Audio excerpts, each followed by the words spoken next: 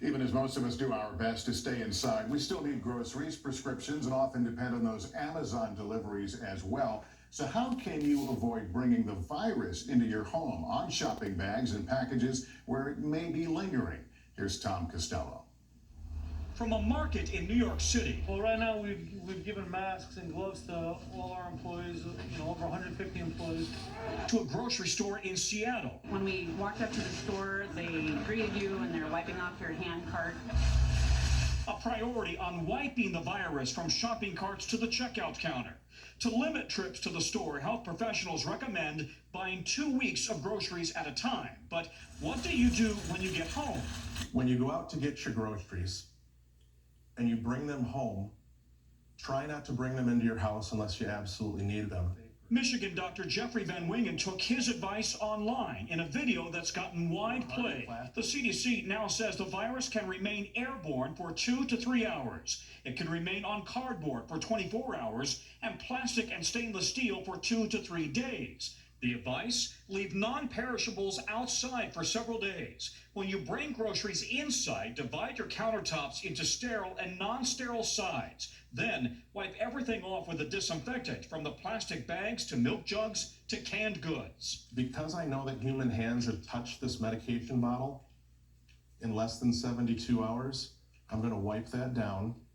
I'm going to place it on the clean side. Consider putting chips and bread into airtight plastic. Wash fruits and vegetables in cold water. If you bring home takeout food, remove it from packaging and consider microwaving it, which should kill the virus. I think now is the time to choose more hot goods over cold goods. If you get a package delivery, experts say leave it in the garage or outside for 24 hours and then wipe it down.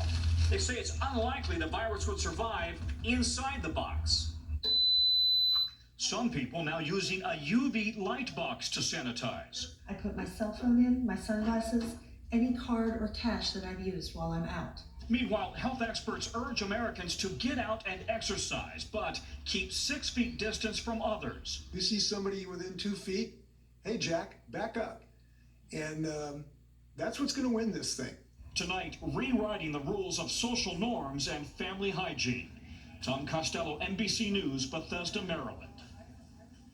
And it was a tough day for millions of Americans as monthly bills came due. Our Stephanie Rule now with ways to help. More than half of Americans live paycheck to paycheck. I need that money, I have bills to pay. But for so many, those paychecks have stopped. If you don't have your job, how do they expect you to pay it? 44 million Americans work in retail, where many companies are furloughing employees. I'm very scared that they're not going to give me my job back. Experts say retailers already fighting an uphill battle against e-commerce, along with other industries that rely on people showing up or being in crowded spaces, won't just bounce back. People are still going to be afraid to go out. Restaurateur Tom Colicchio says without the help of landlords and payment leniency, it's going to be tough for many restaurants to survive, especially if they have to rework their space to make people feel safer. I think we're going to see medium-sized restaurants groups, maybe also make a decision not to open up because the economics just don't work. And I think the mom and pop is going to struggle too. Small business owners looking for help can apply for low-interest loans, which can be entirely forgiven if they keep all employees on payroll. To apply, call your bank or a bank you've done business with in the past. And there are actually companies hiring given the recent shift in customer demands. But as millions wait for government relief money and states scramble to keep up with the unprecedented surge of unemployment claims, bills are still due. So call your lender about payment programs and ask for help if you need it. A lot of tenants worried, crying, complaining they can't pay. New York landlord Mario Salerno waived this month's rent for his 200 tenants. I says, don't worry about paying me. Worry about your neighbor. Worry about your family. And as you navigate bills, remember, automatic payments for federal student loans are suspended through September without interest.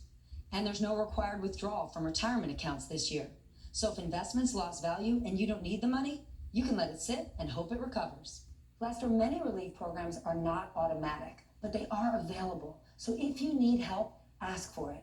And if you can give help, please give it. Lester? Some helpful tips there, Stephanie. Thank you. Up next, the joyful reunion you have to see.